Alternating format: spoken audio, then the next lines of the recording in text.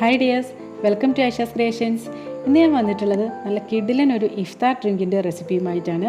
വെറും 2 മിനിറ്റിൽ തന്നെ നമുക്കിത് തയ്യാറാക്കിയെടുക്കാനും പറ്റും. അപ്പോൾ ഇതെങ്ങനെയാണ് തയ്യാറാക്കുന്നതെന്ന് നോക്കാം.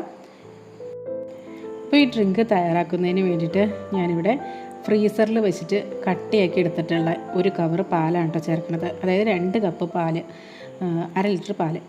അപ്പോൾ അത് ചേർത്ത് കൊടുക്കുന്നുണ്ട്. നമ്മുടെ കവർ പാലാണെങ്കിൽ എന്താ പറയുക, പാസ്ചറൈസ്ഡ് മിൽക്കാണ്. അപ്പോൾ അതുകൊണ്ട് തന്നെ തിളപ്പിച്ചില്ലെങ്കിലും പ്രശ്നമൊന്നുമില്ല കേട്ടോ. അപ്പോൾ അതൊരു മിക്സിയുടെ ജാറിലിട്ട് ചേർത്തിട്ടുണ്ട്. അപ്പോൾ ഇതിന് പകരമായിട്ട് നമ്മുടെ നോർമൽ പാല് ചേർത്താലും മതി.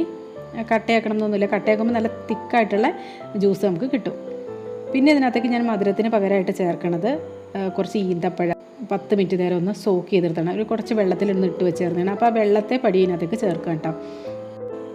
നല്ല ജ്യൂസി ആയിട്ടുള്ള ഈന്തപ്പഴമാണെങ്കിൽ ഡയറക്റ്റ് ചേർത്തച്ചാൽ മതി. പിന്നെ ഈ ഈന്തപ്പഴം വേണമെന്നൊന്നുമില്ല. ഈന്തപ്പഴത്തിന് പകരമായിട്ട് പഞ്ചസാര ചേർത്തച്ചാൽ മതി കേട്ടോ. ഞാനിപ്പോൾ ഒരു ഹെൽത്തി ആയിട്ട് ഇരുന്നോട്ടെ എന്ന് കരുതിയാണ് ഈന്തപ്പഴം ചേർത്തിരിക്കുന്നത് കേട്ടോ. പിന്നെ അതിനകത്തേക്ക് കുറച്ചുകൂടെ നല്ല തിക്കായിട്ട് കിട്ടാൻ വേണ്ടിയിട്ട് നമ്മൾ ചേർക്കണത് ബ്രെഡാണ്. അപ്പോൾ ഒരു പീസ് ബ്രെഡും കൂടെ ഇട്ട് കൊടുത്തിട്ടുണ്ട്.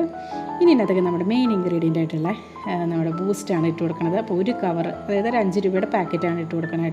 അപ്പോൾ അതും കൂടെ ഇട്ടിട്ട് നല്ല പോലെ ഒന്ന് അടിച്ചെടുക്കാം.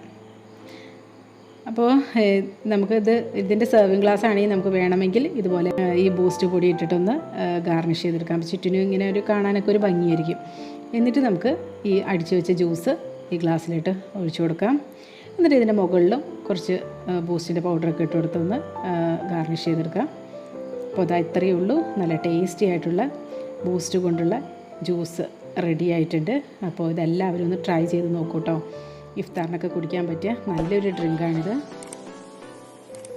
അപ്പോൾ നല്ലൊരു റെസിപ്പിയുമായി വീണ്ടും കാണാം. എല്ലാവർക്കും നല്ലൊരു ദിവസം ആശംസിക്കുന്നു. Thank you for watching Aisha's creations.